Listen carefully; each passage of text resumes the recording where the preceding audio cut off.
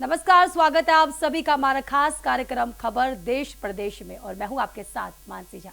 और मैं हूं आपके साथ निकिता कश्यप। आज एक बार फिर से हम आप सभी के बीच में आ लौटे हैं अपनी खास पेशकश के माध्यम से आपको बताएंगे कि मॉनसून सत्र से पहले सर्वदलीय बैठक में क्या कुछ अपडेट आ रहा है सामने। तो वहीं आपको एसआईटी की जांच जो अयोध्या मामले पर चल रही है, क्या कुछ घटनाक्रम में अपडेट है वो भी आपको बताएंगे। तो साथ ही साथ आपको स्पोर्ट्स के बारे में भी जानकारी देंगे। तो मां से बिना किसी देरी की शुरुआत करते हैं हमारी पेशकश की। और पहली खबर आपको बताते चलें कि आज संसद का मानसून सत्र 20 जुलाई 2026 से जो है वो शुरू होने वाला है। और इससे पहले आपको जानकारी दे दें कि 13 अगस्त तक चलने वाले इस सत्र में मोदी सरकार कई बड़े विधेयक और संवैधानिक संशोधनों को पारित कराने की तैयारी में है। तो वहीं दूसरी तरफ विपक्ष ने सरकार को घेरने के लिए महंगाई, बेरोजगारी, NEET paper leak, education policy, Ram मंदिर चढ़ावा चोरी और अन्य कई मुद्दों पर रणनीति बना ली है।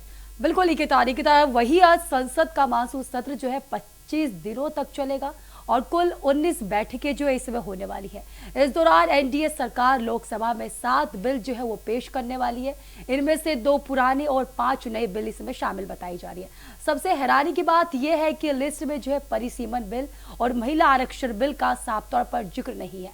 विपक्ष के 3 पार्टियां यानी कि आप, टीएमसी और शिवसेना भी बड़ी टूट के पीछे जो परिसीमन बिल भी एक वजह कहीं ना कहीं मानी जा रही थी, क्योंकि सरकार का ये बिल पास कराने के लिए 2/3 बहुमत जोड़ने जैसी बताई जा रही थी। मानसी देखिए, इन बगावत के बाद जो है विपक्षी पार्टियों के ये सांसद एनडीए में शामिल भी हुए हैं और इसके बाद भी सरकार ने एजेंडे में परिसीमन और महिला आरक्षण बिल को क्यों शामिल नहीं किया है, ये बड़ा सवाल बना हुआ है। और खास बात देखिए यह भी है कि इस सत्र में कई सांसद ऐसे भी होंगे जो कि विपक्ष की बजाय इस बार सत्ता पक्ष खेमे में बैठे दिखाई देंगे।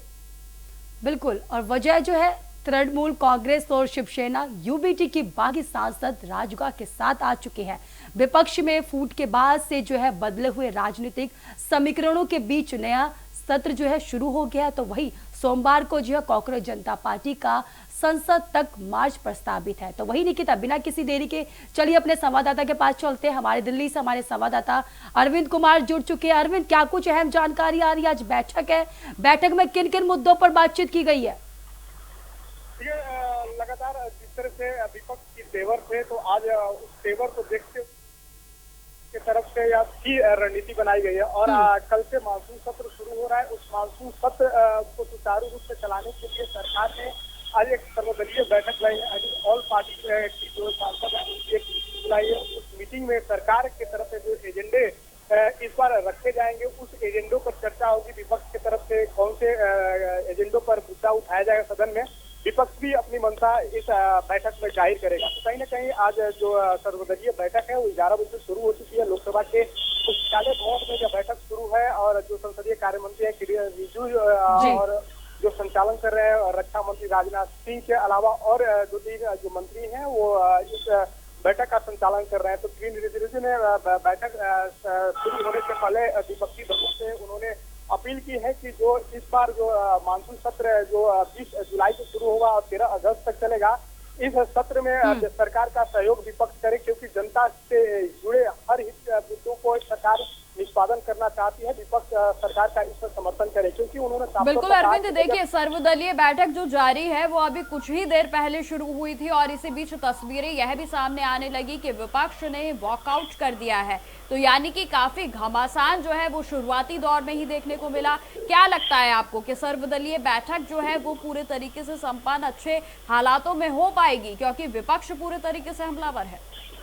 देखिए, जिस तरह से लगातार जो तृणमूल कांग्रेस के जो सांसद हैं वो 20 सांसद वो सत्ता पक्ष खेमे में चले गए हैं। शिवसेना यूबीटी के जो सांसद हैं वो भी उद्धव के जो सांसद हैं वो शिवसेना यानी शिंदे गुट में चले गए हैं। तो कहीं ना कहीं इन तथ्यों को लेकर जो लोकसभा अध्यक्ष ने उन्हें अलग से एक मुहैया कराई है बैठने के लिए, वो अलग बैठेंगे यानी सत्ता पक्ष की तरफ से बैठेंगे। तो कहीं ना कहीं इन सभी विषयों को लेकर सत्ता पक्ष विपक्ष के जो सांसद हैं ना वो संसदीय जो सर्वदलीय बैठक, उस बैठक का वो उन्होंने बैकआउट कर दिया और सरकार के हर फैसले का उन्होंने नाखुशी जाहिर की है, क्योंकि उनका मानना है कि धन बल का उपयोग करके जो विपक्ष के जो सांसद हैं उन्हें सरकार खरीद रही है, उन्हें डरा धमका रही है। तो ऐसे में सदन कैसे चलेगा, क्योंकि सदन दोनों पक्ष के सहमति से सदन चलता है, लेकिन सत्ता पक्ष अपनी हर बात मनवाने के लिए विपक्ष के सांसदों को तोड़ने की कोशिश उनके तरफ से की जा रही है, चाहे तृणमूल कांग्रेस हो, आम आदमी पार्टी हो या फिर शिवसेना यूबीटी हो। तो ऐसे में जो विपक्ष का आरोप है कि सत्ता पक्ष अपनी हर बिल को पास करवाने के लिए विपक्ष को तोड़ने की कोशिश उनके तरफ से की जा रही है। तो ऐसे में जो हमारी मनसा है वो सरकार के प्रति नाखुश है, क्योंकि सरकार चाहती है कि विपक्ष कमजोर हो। लेकिन बिल्कुल अरविंद, आप लगातार हमारे साथ बने रहे। मानसी, एक और बड़ा अपडेट हम अपने दर्शकों को देते हैं, जहां चढ़ावा चोरी मामले को लेकर भी देखिए देश की सियासत पूरे तरीके से गरमाई हुई है, और जहां कांग्रेस के नेता राहुल गांधी और मल्लिकार्जुन खड़गे ने भी प्रधानमंत्री को पत्र लिखकर इस पूरे मामले की निष्पक्ष जांच की मांग की थी। अब देखिए सवाल यहां पर यह है कि सर्वदलीय बैठक से पहले ही पत्र लिखा गया, और जिसके बाद से ही अब जो है घमासान की तस्वीरें भी जो देखिए सर्वदलीय बैठक में निकल कर सामने आ रही हैं।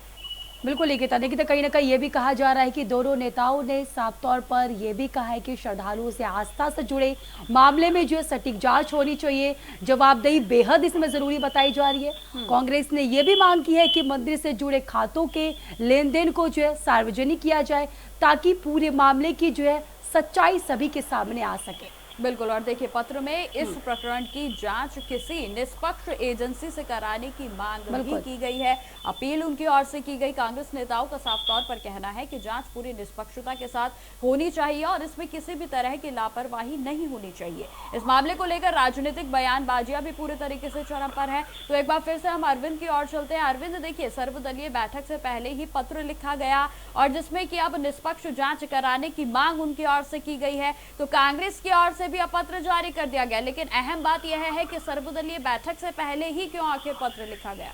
अरविंद, देखिए बिल्कुल आपने ठीक कहा कि सर्वदलीय बैठक से पहले राहुल गांधी मल्लिकार्जुन खड़गे ने प्रधानमंत्री को पत्र लिखा राम मंदिर चंदा चोरी मामले में निष्पक्ष जांच कराने की मांग की गई है। तो इससे अब साफ जाहिर हो रहा है कि जो मानसून सत्र चलेगा, इस सत्र में राम मंदिर चढ़ावा चोरी मामले में विपक्ष सदन के अंदर सरकार से जवाब मांगने की कोशिश विपक्ष की तरफ से की जाएगी, क्योंकि जो समाजवादी पार्टी के नेता अखिलेश यादव ने भी अपनी मंशा जाहिर कर दी है कि सरकार से हमको इन चंदा चोरी मामले में सदन के अंदर जवाब चाहिए, क्योंकि जिस तरह से चंदा चोरी हुई है तो कहीं ना कहीं भारतीय सरकार के इशारों पर ही इस तरह की घटना का अंजाम दिया गया है। क्योंकि सरकार भले ही एसआईटी गठित कर मामले की जांच करवा रही हो, लेकिन विपक्ष को एसआईटी पर भरोसा नहीं है। उनका साफ तौर पर मानना है कि सरकार एक निष्पक्ष एजेंसी का गठन कर पूरे मामले की निष्पक्ष जांच कराई और चंदा जितने भी पैसे मंदिर को मिले हैं, जितने भी दान मिले हैं, उन सभी पैसों का जो खाता है वो सार्वजनिक करे। तो कहीं ना कहीं विपक्ष सभी बिंदुओं पर इस बार सदन में चर्चा चाहता है। अरविंद, कहीं ना कहीं ये कहा जा सकता है कि विपक्ष जो है सत्र के दौरान जो है राम मंदिर चढ़ाव मामले को लेकर के सरकार को जो है पूरी तरीके से घेर सकती है। जी बिल्कुल, विपक्ष ने तो अपनी जो मंशा है पहले ही जाहिर कर दी थी, क्योंकि सोनिया गांधी के आवाज पर जो बैठक हुई थी, उस बैठक में जो भी जो नेता पहुंचे थे वो राम मंदिर चंदा चोरी के मामले को लेकर उठा रहे थे। तो कहीं ना कहीं इस विषयों को लेकर जब कल सदन शुरू होगा तो सदन शुरू होने से पहले विपक्ष के तरफ से एक जोरदार प्रदर्शन की उम्मीद विपक्ष की तरफ से हो सकती है, क्योंकि लगातार चंदा चोरी मामले में विपक्ष की तरफ से जिस तरह से यूपी के जो अखिलेश यादव हैं या फिर कांग्रेस पार्टी के जो प्रदेश अध्यक्ष हैं, उन्होंने अपना मंशा पहले ही जाहिर कर दी और सरकार के कार्यों से नाखुश जाहिर की थी। तो ऐसे में इन सभी विषयों के बीच ये मानसून सत्र शुरू है, तो मानसून सत्र में विपक्ष चंदा चोरी मामले और एसआईटी की जांच पर भी विपक्ष की तरफ से सवाल उठाए जाएंगे, क्योंकि विपक्ष की तरफ से लगातार यही कहा जा रहा है कि सरकार भले ही एसआईटी का गठन कर दिया हो, लेकिन एसआईटी जो दोषी है उन्हें बचाने की कोशिश एसआईटी की तरफ से की जा रही है। तो कहीं ना कहीं विपक्ष का जो मंशा है वो साफ तौर पर दिख गया कि बिल्कुल इस बार अरविंद, अब मानसून देखने सत्र- वाली बात होगी कि मॉनसून सत्र में आखिर कितना घमासान जो है विपक्ष की ओर से भी और साथ ही साथ सरकार की ओर से भी क्या मुद्दे उठाए जाते हैं। तमाम जानकारी के लिए आपका बहुत बहुत धन्यवाद। तो मान से कुल मिलाकर कहा जा सकता है कि जिस तरीके से मॉनसून सत्र से पहले कांग्रेस की ओर से राहुल गांधी और मल्लिकार्जुन खड़गे की ओर से जो यह पत्र लिखा गया है, अब ये कई तरीके के सवाल इसलिए भी खड़ा कर रहा है क्योंकि देखिए अयोध्या का जो मुद्दा है वो काफी समय से चल रहा है, लेकिन मॉनसून सत्र को लेकर सर्वदलीय बैठक से ही पत्र जो है पहले क्यों लिखा गया, अब इसको लेकर तमाम सवाल जो है वो खड़े हो रहे हैं। बिल्कुल निकिता, चलिए निकिता बात करते हैं अयोध्या की। अब अयोध्या स्थित श्री राम जन्मभूमि तीर्थ क्षेत्र ट्रस्ट के पहले जो मुख्य कार्यकारी अधिकारी थे यानी कि सीईओ पद के लिए जो है आवेदन की समय सीमा जो है शनिवार को पूरी तरीके से समाप्त हो गई है। तो इस पद के लिए बड़ी संख्या में जो है रिटायर्ड नौकरशाहों और अनुभवी पेशेवरों ने जो है आवेदन किया है। दान राशि के कथित जितने भी उसमें गड़बड़ी मामले के बाद से जो है ट्रस्ट प्रशासनिक और वित्तीय व्यवस्थाओं को और अधिक पारदर्शी बनाने की दिशा में यह अहम कदम कहीं ना कहीं माना जा रहा है। बिल्कुल मानसी, क्योंकि देखिए श्री राम जन्मभूमि तीर्थ क्षेत्र के ट्रस्ट की ओर से 22 जुलाई को होने वाली महत्वपूर्ण बैठक पर अब सभी की नजरें टिकी हुई हैं। राम मंदिर के निर्माण, प्रबंधन, प्रशासनिक व्यवस्थाओं से जुड़े कई अहम मुद्दों पर इस बैठक में विचार मंथन किया जाएगा और जहां बैठक का आयोजन 22 जुलाई को शाम 4 बजे अयोध्या में स्थित ही मणि राम दास छावनी में होगा और जहां ट्रस्ट की ओर से जारी आधिकारिक सूचना के अनुसार बैठक के एजेंडे में कई महत्वपूर्ण विषय जो है वो मानसी शामिल किए गए हैं। बिल्कुल लेकिन जिसका जो है सीधा संबंध राम मंदिर के संचालन और भविष्य के कार्य योजना से कहीं ना कहीं देखा जा रहा है। बैठक की शुरुआत जो है पिछली बैठकों के लिए किए गए निर्णयों की पुष्टि में होगी।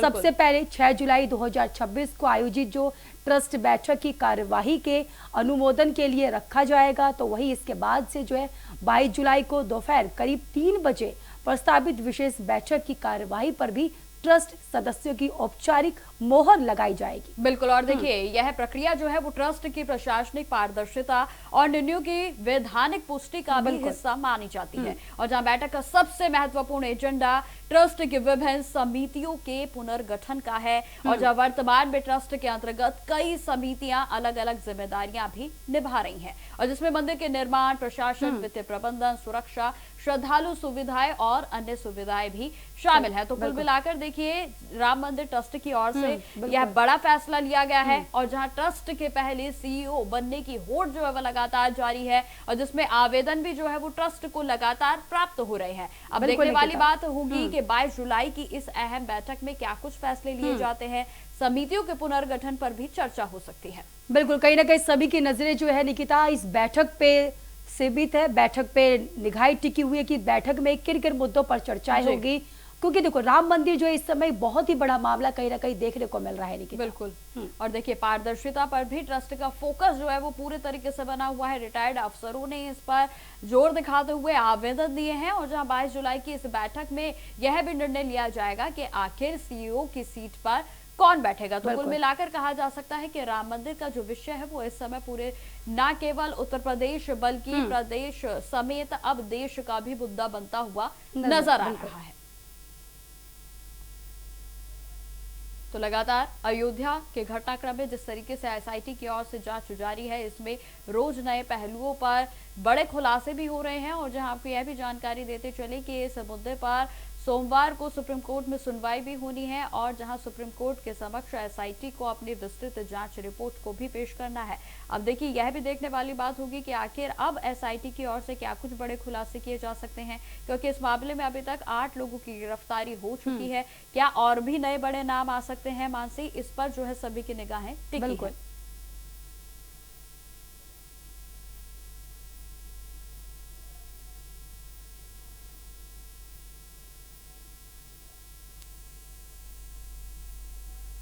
चलिए की बात कर लेते हैं महाराष्ट्र की राजनीति के बारे में। तो कहीं ना कहीं अब जो है महाराष्ट्र की राजनीति में जो है मानसून सत्र से पहले एक बड़ी सियासी बदलाव जो है सामने आया है। लोकसभा अध्यक्ष ओम बिरला ने जो है उद्धव ठाकरे गुट के 6 बागी सांसदों के एकनाथ शिंदे की शिवसेना में विलय को औपचारिक मंजूरी दे दी है। बिल्कुल, और देखिए इस फैसले के बाद से ही लोकसभा में उद्धव के गुट की संख्या और प्रभाव से अब पूरे तरीके से कम तो हो गया है, जबकि शिंदे गुट की ताकत जो है वो बढ़ गई है। आगामी संसद सत्र से पहले इस बड़े राजनीतिक घटनाक्रम को बेहद ही अहम भी माना जा रहा है, और जहां फैसले के बाद ही महाराष्ट्र की हलचल तेज हो गई। और इसी पे बनी है हमारी एक खास रिपोर्ट, दिखाते हैं आपको कि क्या कुछ अहम है। संसद के मानसून सत्र से ठीक पहले महाराष्ट्र की राजनीति में बड़ा उलटफेर हुआ है। लोकसभा अध्यक्ष ओम बिरला ने उद्धव ठाकरे की शिवसेना को बड़ा झटका देते हुए पार्टी के 6 बाकी सांसदों के एकनाथ शिंदे की शिवसेना में विलय को औपचारिक मंजूरी दे दी है। इस फैसले के साथ ही लोकसभा में उद्धव ठाकरे का कुनबा और छोटा हो गया है, जबकि शिंदे गुट की ताकत बढ़ गई है। दरअसल पिछले महीने शिवसेना यूबीटी के 6 सांसदों ने बगावत कर एकनाथ शिंदे की मौजूदगी में उनकी शिवसेना का दामन थाम लिया था। इसे ऑपरेशन टाइगर नाम दिया गया था। अब लोकसभा स्पीकर की मंजूरी मिलने के बाद इन सांसदों का विलय आधिकारिक रूप से मान्य हो गया है, यानी शिंदे का ऑपरेशन टाइगर सक्सेसफुल रहा। शिंदे सेना में शामिल होने वाले सांसदों में संजय जाधव, संजय दीना पाटिल, ओम राजे निम्बालकर, नागेश पाटिल अष्टीकर, संजय देशमुख और भाऊ साहिब वाकचौरे शामिल हैं। इन 6 सांसदों के आने से लोकसभा में शिंदे गुट की संख्या 7 से बढ़कर 13 हो गई है। वहीं उद्धव ठाकरे की शिवसेना यूबीटी के लोकसभा सांसदों की संख्या 9 से घटकर सिर्फ 3 रह गई है। अब उद्धव ठाकरे के पास केवल अरविंद सावंत, अनिल देसाई और राजा भाऊवाजे बचे हैं। इस फैसले पर शिवसेना यूबीटी ने तीखी प्रतिक्रिया दी है। पार्टी प्रवक्ता आनंद दुबे ने आरोप लगाया कि लोकसभा स्पीकर ने दोनों पक्षों को पूरी तरह सुने बिना फैसला सुनाया। उन्होंने कहा कि पिछले 4 सालों से उनकी पार्टी को तोड़ा जा रहा है, लेकिन उन्हें आज तक ये नहीं पता चला कि उनकी गलती क्या है। देखिए, 2022 में जब हमारी पार्टी में फूट डाली जा रही थी, पार्टी तोड़ा जा रहा था, तब हम लड़ाई लड़ रहे हैं और 2026 आ गया। इन 4 सालों में आज तक हमें ये पता नहीं चला कि हमारी गलती क्या है। हमारी पार्टी का नाम चुरा लिया गया, चुनाव चिन्ह चुरा लिया गया। तब उस समय तत्कालीन गवर्नर महामहिम भगत सिंह कोश्यारी जी ने कितना बड़ा रोल हमारे खिलाफ अदा किया था, आपसे छुपा नहीं है। और अब 2026 में एक बार फिर हमारी पार्टी को तोड़ दिया गया, 6 सांसद चुरा लिए गए। और अब जो लोकसभा स्पीकर ओम बिरला जी हैं, इनका रोल भी आपसे छिपा नहीं है। हम कोर्ट जाते हैं, कचहरी जाते हैं, वहां समय लगता है, तारीख पे तारीख मिलती है। जब चुनाव आयोग के पास या लोकसभा स्पीकर के पास या गवर्नर के पास जाते हैं, तत्काल प्रभाव से हमारे खिलाफ आदेश आ जाता है। अब इस बार भी देखिए, हमारे सांसद जो चुराए गए या डकैती हुई, अब उनको बताया जा रहा है कि वो सब सज्जन है, वो एकनाथ शिंदे वाली शिवसेना के ही सांसद है, जबकि हमारे नाम पर चुन के आए, हमारे चुनाव चिन्ह पे चुन के आए। हमारे नेताओं ने जो लोकसभा में प्रतिनिधित्व करते हैं पार्टी का, उन्होंने चिट्ठी भी लिखा ओम बिरला जी को कि दोनों पक्षों का बात सुने बिना आप निर्णय मत दीजिए। वहीं अपने आक्रामक और तीखे बयानों के लिए पहचाने जाने वाले शिवसेना यूबीटी सांसद संजय राउत इस पूरे घटनाक्रम पर सवालों से भागते नजर आए।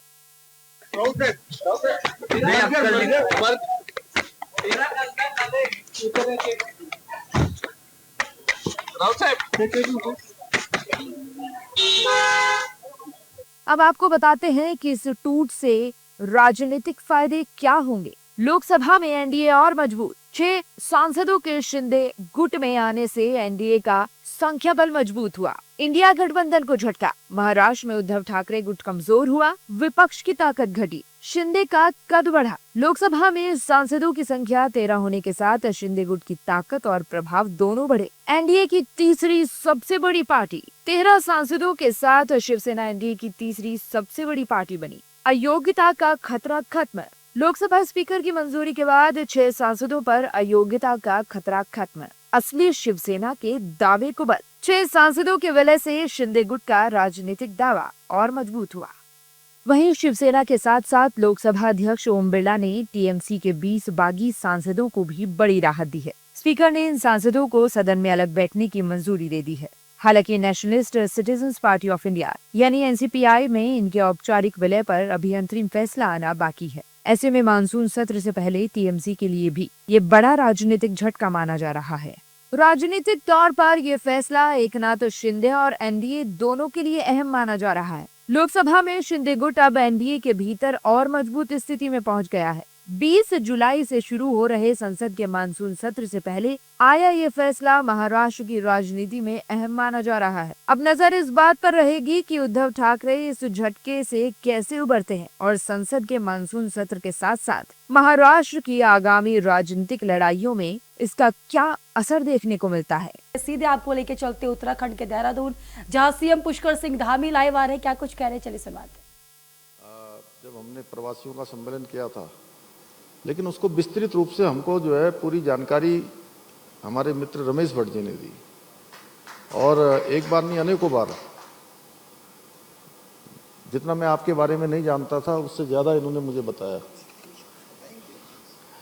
रमेश जी और हमारे साथी श्री धीरेन्द्र पवार जी, हमारे डॉक्टर जयंत नवानी जी, कमल नवानी जी, और हमारे सेतु आयोग में और प्लानिंग के जो पूरा काम देखते हैं श्री मनोज पंत जी, श्री पूरन चंद नैनवाल जी, वंदना गर्ब्याल जी, निदेशक हमारी डायरेक्टर एजुकेशन में, श्री नंद नोटियाल जी, और सभी यहाँ पर उपस्थित हमारे श्री गैरोला जी, हमारे प्रमुख सचिव, और सभी आए हुए विभिन्न संस्थानों से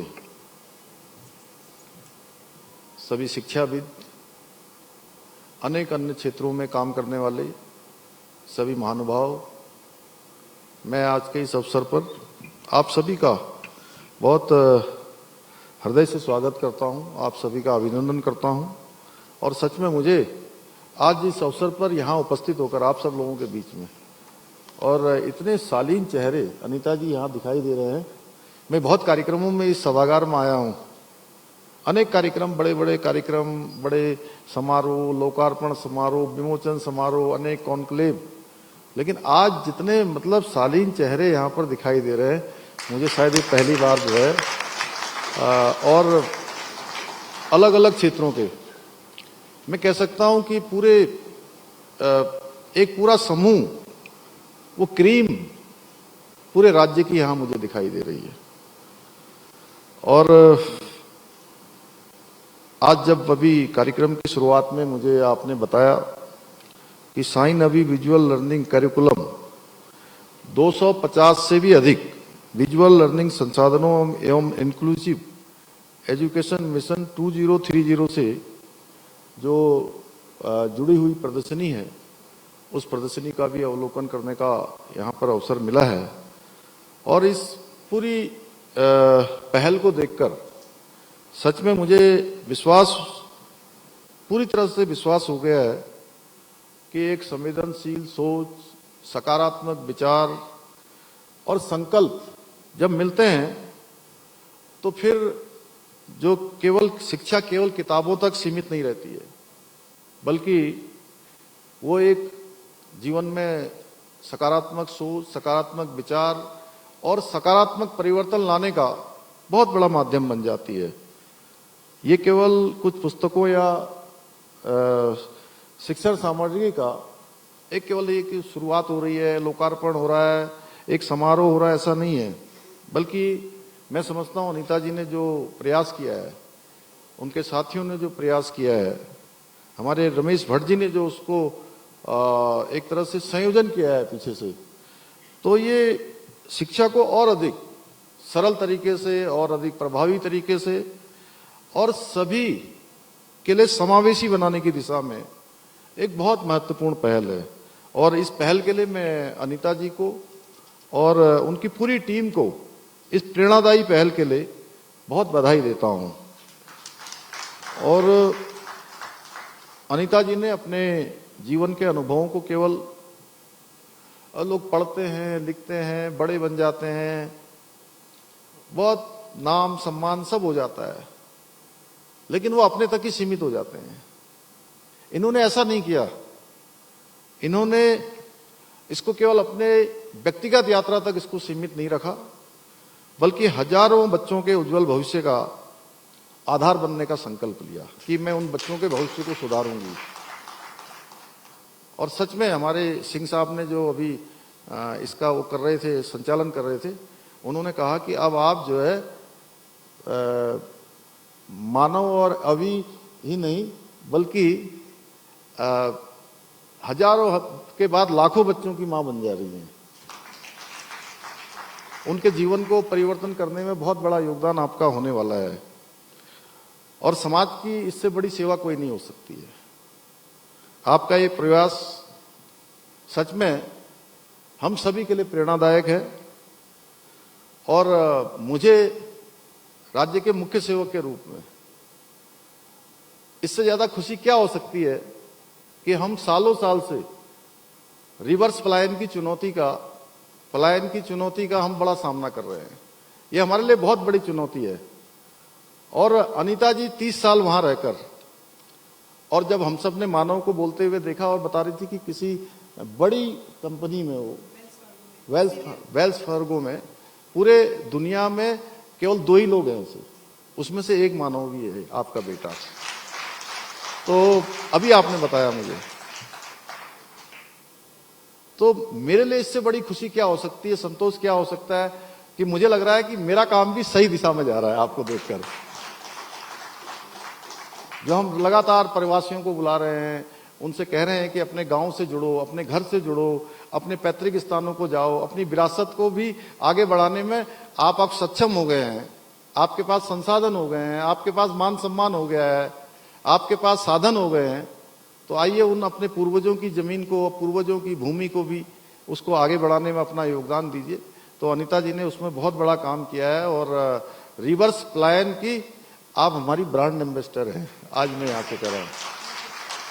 और सच में यहाँ तो देखिए बहुत मैं कहता हूँ अभी पिछले दिनों कुछ घटनाएं भी ऐसी हुई यहाँ पर जो दुर्घटना नहीं होनी चाहिए थी।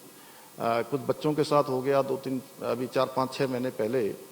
तब मैंने कहा विधानसभा में बोलते हुए, मुन्ना सिंह जी भाई साहब वहां पर थे, मैंने कहा कि ये उत्तराखंड ऐसा हमारा राज्य है जिसने पूरे भारत के, पूरी दुनिया के लोगों को आत्मसात किया है। यहाँ तो मिनी इंडिया है, ये सबको आत्मसात करता है और आप तो यहीं से शुरू हुई हैं। और कितना सुंदर गाना हमारे नरेंद्र सिंह नेगी जी का जो पूरे वर्ल्ड के अंदर गया है, बेटे ने यहाँ पर सुनाया, हम सबको भाव विभोर कर देने वाला था। तो आप देहरादून से सुन रहे थे मुख्यमंत्री पुष्कर सिंह धामी को। अब खबरों में आगे बढ़ते हैं। जेल में बंद समाजवादी पार्टी के वरिष्ठ नेता आजम खान को एक बार फिर से बड़ा झटका लगा है। रामपुर के सेशन कोर्ट ने 2019 के लोकसभा चुनाव प्रचार के दौरान जो है तत्कालीन जिलाधिकारी पर जो है अभद्र टिप्पणी करने के मामले में जो है निचली अदालत की सुनवाई 2 साल की सजा और 5,000 रुपए के जुर्माने को जो है बरकरार रख दिया है। यानी कि आजम को जो है अब अभी जेल की रोटी और ज्यादा खानी पड़ सकती है। बिल्कुल, देखिए मामला जो है वो 2019 के लोकसभा चुनाव का है, जब रामपुर की सीट से चुनाव लड़ रहे आजम खान ने चुनाव प्रचार के दौरान एक सभा में तत्कालीन जिला अधिकारी को विवादित टिप्पणी उनके ऊपर की थी। और इसे पर बनी हमारी खास रिपोर्ट, जानते हैं कि आखिर क्या कुछ इसमें मसला है। जेल में बंद समाजवादी पार्टी के वरिष्ठ नेता आजम खान को एक बार फिर बड़ा तगड़ा झटका लगा है। रामपुर की सेशन कोर्ट ने 2019 के लोकसभा चुनाव प्रचार के दौरान तत्कालीन जिलाधिकारी पर अमर्यादित टिप्पणी करने के मामले में निचली अदालत की सुनाई 2 साल की सजा और 5,000 रुपए के जुर्माने को बरकरार रखा है। यानी आजम को अभी जेल की रोटी और ज्यादा खानी पड़ेगी। मामला 2019 के लोकसभा चुनाव का है। रामपुर सीट से चुनाव लड़ रहे आजम खान ने चुनाव प्रचार के दौरान एक जनसभा में तत्कालीन डीएम पर विवादित टिप्पणी की थी। आजम ने कहा था, सब डटे रहो, कलेक्टर पलक्टर से मत डरियो, यह है तनखैया, हम इनसे नहीं डरते हैं। देखे हैं मायावती के कई फोटो, कैसे बड़े बड़े अफसर रुमाल निकालकर जूते साफ करते रहे हैं। हाँ, उन्हीं से है गठबंधन, हाँ उन्हीं के जूते साफ कराऊंगा इनसे, अल्लाह ने चाहा तो। इस मामले में सुनवाई करते हुए एमपी एमएलए कोर्ट ने 16 मई को आजम खान को 2 साल की सजा और 5,000 रुपए का जुर्माना लगाया था। इसी फैसले को चुनौती देते हुए उन्होंने सेशन कोर्ट में अपील दाखिल की थी, लेकिन कोर्ट ने निचली अदालत के फैसले को सही मानते हुए अपील खारिज कर दी। अब इस मामले में उनकी सजा बरकरार रहेगी। अपील इसमें जो मोहम्मद आजम खान ने की थी और ये जो मुकदमा पंजीकृत कराया था, तत्कालीन उप जिलाधिकारी वादी जो हैं श्री घनश्याम त्रिपाठी, इनके द्वारा एक मुकदमा 2019 में पंजीकृत कराया गया और जिसमें जो आरोप लगाए थे कि एक चुनावी जनसभा के दौरान मोहम्मद आजम खान द्वारा ये टिप्पणियां की गई थी कि कलेक्टर वलेक्टर से मत डरियो, और इस संबंध में एक मुकदमा पंजीकृत हुआ था और जिसमें जो दोषसिद्धि है वो माननीय अवर न्यायालय द्वारा की जा चुकी थी, 2 साल की सजा और 5-5 हजार रुपए का जुर्माना प्रत्येक सेक्शन में, जिसके खिलाफ मोहम्मद आजम खान द्वारा एक अपील योजित की गई विशेष न्यायालय MP-MLA सेशन कोर्ट में, और जिसमें आज ये फैसला आया है और उनकी अपील को माननीय न्यायालय द्वारा निरस्त किया गया है। हालांकि आजम खान को एक दूसरे मामले में राहत जरूर मिली है। 29 मार्च 2019 को समाजवादी पार्टी कार्यालय में दिए गए कथित भड़काऊ भाषण के मामले में निचली अदालत ने सबूतों के अभाव में उन्हें बरी कर दिया था। इस फैसले को चुनौती देने वाली अपील पर भी सेशन कोर्ट ने निचली अदालत के फैसले को बरकरार रखा है। 29/3/19 की घटना दिखाते हुए फैसल लाला द्वारा ये मामला मोहम्मद आजम खान के खिलाफ थाना कोतवाली में 2 अप्रैल 2019 को दर्ज कराया गया था। इस मामले में ट्रायल कोर्ट ने माननीय मोहम्मद आजम खान साहब को बाइज्जत बरी किया था। उस दोष मुक्ति के फैसले के खिलाफ वादी फैसल लाला द्वारा सेशन कोर्ट में क्रिमिनल अपील फाइल की गई थी। उस अपील को सेशन कोर्ट द्वारा आज खारिज कर दिया गया है और जो लोअर कोर्ट का दोष मुक्ति का फैसला था, बरी करने का जो फैसला था, वो बरकरार रहा है। बहरहाल आजम खान को एक मामले में राहत जरूर मिली है, लेकिन जिलाधिकारी पर टिप्पणी वाले केस में सजा बरकरार रहने से आजम खान की कानूनी मुश्किलें कम होती नहीं दिख रही। ऐसे समय में जब अगले साल उत्तर प्रदेश के विधानसभा चुनाव होने हैं, समाजवादी पार्टी के लिए भी ये बड़े झटके से कम नहीं है। चलिए वो नजर डालते अगली खबर की बता दें, जमीयत उलमा ए हिंद के अध्यक्ष अरशद मदरी का एक बयान जो है इन दिनों काफी ज्यादा चर्चाओं में देखा जा रहा है। मदरी ने कांग्रेस को लेकर दावा किया है कि उनका गठन सीधे तौर पर देश की आजादी के लिए नहीं हुआ था, बल्कि उस समय बढ़ती हिंदू मुस्लिम दूरी और कम करना उनका प्रमुख उद्देश्य था। बिल्कुल, देखिए मानसी, उन्होंने यह भी कहा कि 1857 की क्रांति और अन्य संघर्षों में शामिल लोगों के दबाव के बाद कांग्रेस ने आजादी के आंदोलन को अपना एजेंडा बनाया। और जहां मदनी के इस बयान के बाद जब अब राजनीतिक हलचल जो है वो पूरे तरीके से तेज हो गई है, क्या कुछ सवाल उठ रहे हैं, दिखाते हैं आपको हमारी इस रिपोर्ट में। जमीयत उलमा हिंद के अध्यक्ष अरशद मदनी का बयान एक बार फिर वायरल है। इस बार उन्होंने कांग्रेस को लेकर बड़ा बयान दिया है। मदनी ने कहा कि कांग्रेस का गठन देश की आजादी के लिए नहीं हुआ था, इसका मुख्य मकसद बढ़ती हिंदू मुस्लिम दरार को रोकना था। उन्होंने कहा कि 1857 की क्रांति समेत अन्य लड़ाइयों में शहीदों के लिए लड़ रहे लोगों के दबाव में कांग्रेस ने आजादी का एजेंडा अपनाया। जब कोई राजनीतिक दल नहीं था, तब देवबंद के उलेमाओं ने अंग्रेजों के खिलाफ संगठन खड़ा किया था। मदनी के इस बयान पर राजनीतिक प्रतिक्रियाएं भी आ रही हैं। सपा और बीजेपी अरशद मदनी को लेकर क्या कुछ कह रहे हैं, सुनिए। आजाद देश में जितने भी दल थे, चाहे वो कांग्रेस थी या समाजवादी विचारधारा वाले जो दल थे, वो सब दल एक मत थे कि देश आगे बढ़ना चाहिए, देश हिंदू मुसलमान के बीच नहीं बंटना चाहिए। बाबा साहब ने इस देश का संविधान का निर्माण किया तो प्रत्येक नागरिक के लिए क्या, हिंदू मुसलमान सबके धार्मिक अधिकारों को, उनके मौलिक अधिकारों को सुरक्षित करने के लिए संविधान को बनाया।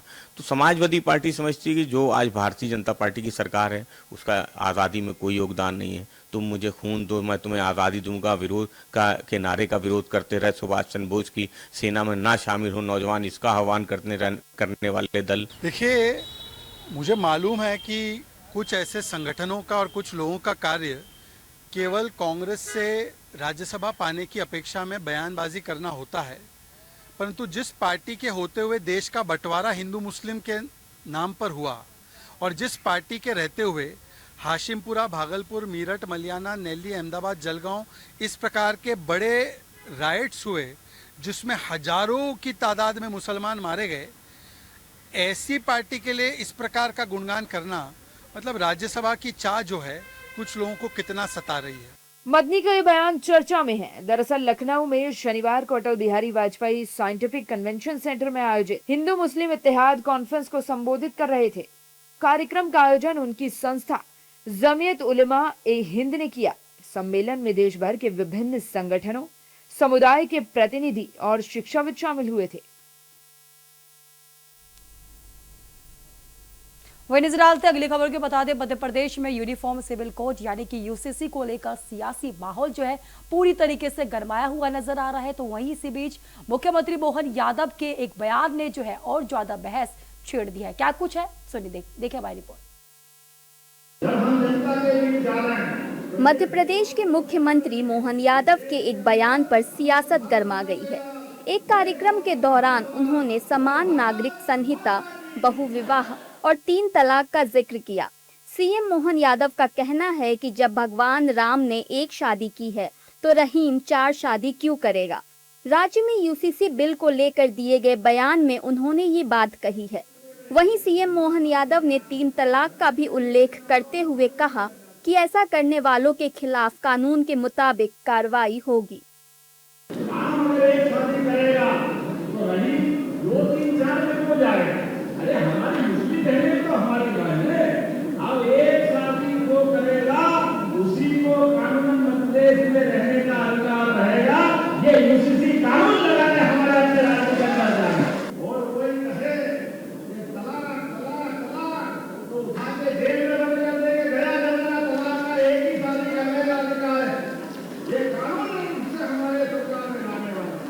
मुख्यमंत्री के इस बयान के बाद राजनीतिक विवाद शुरू हो गया।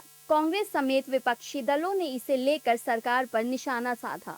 विपक्ष का आरोप है कि मुख्यमंत्री का बयान समाज में ध्रुवीकरण की राजनीति को बढ़ावा देने वाला है और सरकार को रोजगार, महंगाई और किसानों जैसे मुद्दे पर ध्यान देना चाहिए। विपक्ष ने मुख्यमंत्री के बयान पर स्पष्टीकरण की भी मांग की है।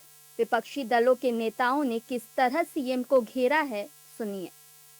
एमपी के सीएम को यह कहना चाहिए कि जो घोटाला करेगा उसे पद पे रहने का अधिकार नहीं है और उनको ये कहते हुए कुर्सी छोड़ देनी थी। लेकिन अब चूंकि घोटाले के आरोप में घिरे हैं, जमीन के घोटाले के आरोप में घिरे हैं और उन जमीनों का लगाव भी धर्म से ही जुड़ा हुआ है कि धार्मिक नगरी है उज्जैन, वहां जमीनों के रेट बढ़ने वाले थे तो आपने जमीनें खरीद ली, आपके परिवार ने जमीनें खरीद ली। ये आरोप से मुक्ति कैसे मिले, तो उसके लिए दूसरी तरफ धर्म का सहारा। देश समझता है उनके इस ध्यान भटकाने वाली बात का। ऐसा कानून बनाने जा रहे हैं क्या? तो आधी बीजेपी खाली हो जाएगी, आधी बीजेपी खाली हो जाएगी। वो कह रहे हैं राम को, वो कह रहे हैं कि राम का अगर 1 है तो रहीम के 4 कैसे हो सकते हैं? बात सही है, इसीलिए हम समान नागरिक कानून जो है या 3 तलाक वाला जो मुद्दा है उसको हमने समर्थन दिया था। तो आपको बहुत कुछ बदलाव करने पड़ेंगे। मोहन यादव जी पगला गए हैं, मानसिक रूप से विक्षिप्तता हो गई है, क्योंकि उनकी लगातार उनके यहाँ पे घोटाले खुले जा रहे हैं, लगातार वो लैंड माफिया के रूप में। अरे भाई, किसी के धर्म में 1 शादी जायज है, किसी के धर्म में 4 शादी जायज है। शादियों से क्या लेना देना आपको? किसी के धार्मिक मामलों में क्या आपको वो करना? और भगवान राम को, दशरथ जी को क्यों आप इसमें बीच में ला रहे हो? जो लोग राम की बात करके राम के पिता को या मतलब आप कलंकित करना चाहते हैं क्या मोहन यादव जी? सवाल है कि हर कोई टीटीएम गिरी पे लगा हुआ है कि हम कैसे मुख्यमंत्री रहें, कैसे मंत्री पद पर बने रहें। इतना टीटीएम गिरना देश के हित में नहीं है और देश सबका है, चाहे हिंदू हो, मुसलमान हो, सिख हो, ईसाई हो, सबका यह देश है। सबका अपने अपने धर्म मानने का अधिकार है। ये कानून में है, संविधान में है कि हर कोई अपने अपने धर्म से। ये कोई हिंदू धर्म का थोड़ी हिंदू राष्ट्र है कि हम यूसीसी पे कानून लेके आएंगे। देश का संविधान जो है, बाबा साहब अम्बेडकर ने जिस संविधान को बनाया, देश के हर नागरिक के लिए उसमें अधिकार सुरक्षित रखे गए। आज जिस प्रकार का वातावरण ये लोग तय कर रहे हैं, क्योंकि आज हालत ये है कि हर राजधानी पे 2 लाख रुपए का कर्जा हो चुका है, सारी विकास की योजनाएं अटकी हुई हैं, सिर्फ बातें चल रही हैं। एजुकेशन की, मेडिकल की, सबकी हालत जनता के सामने आ चुकी है। ऐसे में मुद्दों से ध्यान भटकाने के लिए इस प्रकार का एजेंडा बीजेपी लेके आई है। मोहन यादव जी सिर्फ उन्हें शादी के बजाय कितनी जमीनों के साथ शादी करेंगे ये बताए। क्योंकि भले एक पत्नी की बात कर रहे हैं, लेकिन जमीनों के साथ तो बहुत सारी शादी कर रहे हैं महाकाल में, उज्जैन के अंदर। तो क्या वो भी एक जमीन और एक मकान पर रहेंगे? वहीं दूसरी ओर बीजेपी और उनके सहयोगी दलों के नेताओं ने सीएम मोहन यादव के बयान का समर्थन किया है। एनडीए नेताओं का कहना है कि मुख्यमंत्री ने संविधान और मौजूदा कानूनों के अनुरूप अपनी बात रखी है। उनका कहना है कि 3 तलाक पहले से ही कानूनन अपराध है और समान नागरिक संहिता पर चर्चा संविधान के दायरे में हो रही है। वहीं बीजेपी ने विपक्ष के आरोपों को राजनीति से प्रेरित बताया है। ये निर्णय तो स्वागत योग्य है। पूरे भारतवर्ष में इस निर्णय की चर्चा हो रही है, क्योंकि आखिर हिंदुस्तान में हम सबकी नैतिक जवाबदारी को लोग छाती पीट के नहीं बोलते कि देश की आजादी में हमारे पुरखों का खून है। तो जब तुम्हारे पुरखों का आजादी में खून है तो बर्बादी में तो मत ले जाओ। इसलिए आज जनसंख्या विस्फोट हो गई है। जनसंख्या इतनी हो गई है कि हम हमारी जनसंख्या के लिए पर्याप्त स्कूल, कॉलेज, अस्पताल, रहने की सुख सुविधाएं, रोजगार, हाथों में नए हुनर देने की जो तैयारी थी वो कहीं ना कहीं पीछे हो रही है। और इसलिए जनसंख्या को रोकने का काम केवल आज की सरकार नहीं कर रही, बल्कि इंदिरा गांधी ने भी उस समय नारा दिया था। इसलिए जनसंख्या के समय हर सरकारों ने विचार किया है। देखिए, अपने अपनी सोच है, अपनी अपनी समझ है। अब उनके राज्य में क्या परिस्थितियां हैं उसके हिसाब से वो निर्णय ले रहे हैं। लेकिन ये इस मुद्दे पर राष्ट्रीय स्तर पर भी बहस होनी चाहिए और राष्ट्रीय स्तर पर बहस करके लोगों की राय जान करके इस तरह के कानून बनाना चाहिए और फैसला लेना चाहिए। समान नागरिक संहिता मध्य प्रदेश की सरकार सदन में पेश कर रही है। हमारी अपेक्षा है कि समाज का कोई तबका आहत नहीं हो। इस देश में हिंदू धर्म मानने वाले की परंपराएं भी अलग अलग हैं। कोई शैव परंपरा को मानता है, कोई नाथ संप्रदाय को मानता है, कोई वैष्णव संप्रदाय को मानता है। इस्लाम धर्म मानने वाले लोग शिया भी हैं, सुन्नी भी हैं। क्रिश्चियनिटी मानने वाले प्रोटेस्टेंट भी है, कैथोलिक भी हैं। तो ऐसी स्थिति में सबकी भावना का सम्मान हो। फिलहाल मुख्यमंत्री के बयान को लेकर सियासी बयानबाजी तेज हो गई है।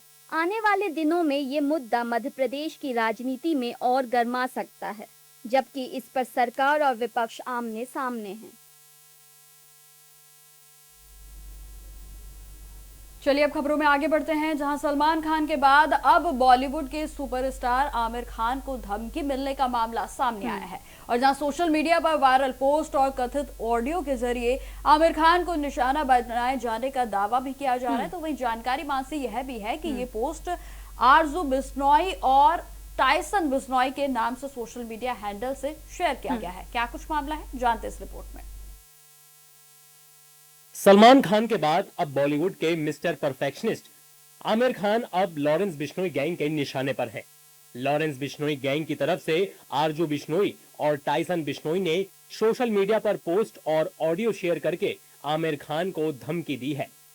पोस्ट में आमिर खान पर तथाकथित लव जिहाद को बढ़ावा देने का आरोप लगाया गया है और कहा गया है कि ऐसे लोगों को बर्दाश्त नहीं किया जाएगा। चलिए सबसे पहले आपको बताते हैं कि लॉरेंस गैंग की धमकी भरी पोस्ट में आखिर क्या कुछ लिखा है। जय श्री राम, जय सीताराम।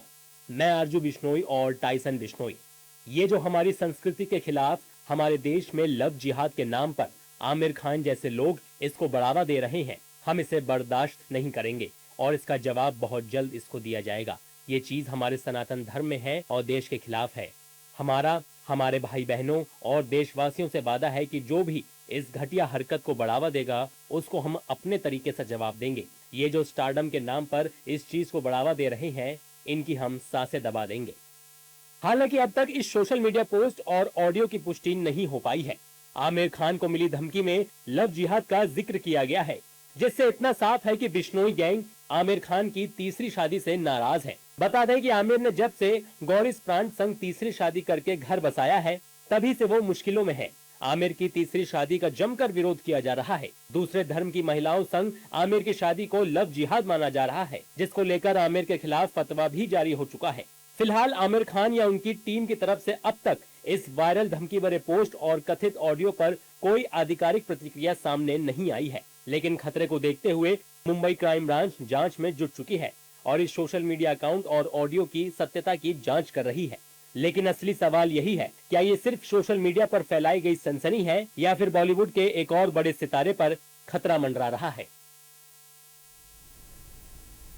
चलिए निकिता, बात करते हैं स्पोर्ट्स की, जहां फीफा वर्ल्ड कप 2026 कई मायनों में जो है ऐतिहासिक होने जा रहा है। इस बार सिर्फ विश्व विजेता टीम ही नहीं तय होगी, बल्कि पहली बार जो है चैंपियन खिलाड़ियों की एक ऐसा सम्मान भी मिलेगा। बिल्कुल, जो कि अब तक के फुटबॉल विश्व कप के इतिहास में कभी नहीं हुआ है, और जहां ट्रॉफी और गोल्डन मेडल के साथ साथ अब विजेता टीम को चैंपियनशिप रिंग भी मिलेगी। देखिए हमारी रिपोर्ट।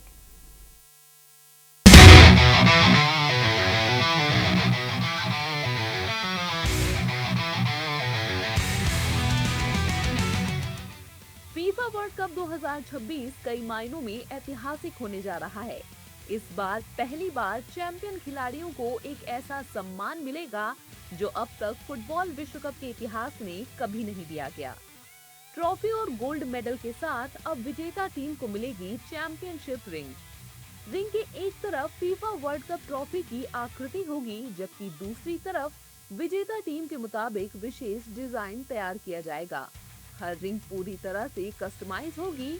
हर रिंग पर खिलाड़ी का अलग नंबर अंकित होगा और उसके साथ ऑफिशियल प्रमाण पत्र भी दिया जाएगा। फाइनल के तुरंत बाद विजेता टीम के कप्तान और हेड कोच को सिंबॉलिक रिंग सौंपी जाएगी। इसके बाद पूरी चैंपियन टीम के लिए कुल 30 कस्टमाइज रिंग तैयार कर ऑफिशियली तौर पर खिलाड़ियों और स्टाफ को दी जाएंगी। फीफा ने बताया कि ये रिंग अमेरिकी खेलों की मशहूर चैंपियनशिप रिंग परंपरा से प्रेरित है, जिसका मकसद खिलाड़ियों को यादगार भेंट देना है। बता दें, फीफा वर्ल्ड कप 2026 का फाइनल मौजूदा विश्व चैंपियन अर्जेंटीना और यूरोपीय चैंपियन स्पेन के बीच खेला जाएगा। एक तरफ अर्जेंटीना लगातार दूसरी बार विश्व विजेता बनने का सपना पूरा करना चाहेगी, तो दूसरी ओर स्पेन 16 साल के बाद फिर से फुटबॉल का सरताज बनने की कोशिश करेगा। तो हमारी आज की इस खास पेशकश में इतना ही, जिसमें हमने सर्वदलीय बैठक को लेकर भी अपडेट जाना, तो वहीं साथ ही साथ जाना कि आखिर अभी तक एसआईटी की ओर से क्या कुछ जांच अयोध्या के मामले में की गई है, और जाते जाते आपको स्पोर्ट्स के बारे में भी जानकारी दी। तो फिलहाल मेरे साथ इस बुलेटिन में इतना ही। तब तक के लिए देश और दुनिया की तमाम खबरों के लिए देखते रहिए इंडिया न्यूज़। नमस्कार।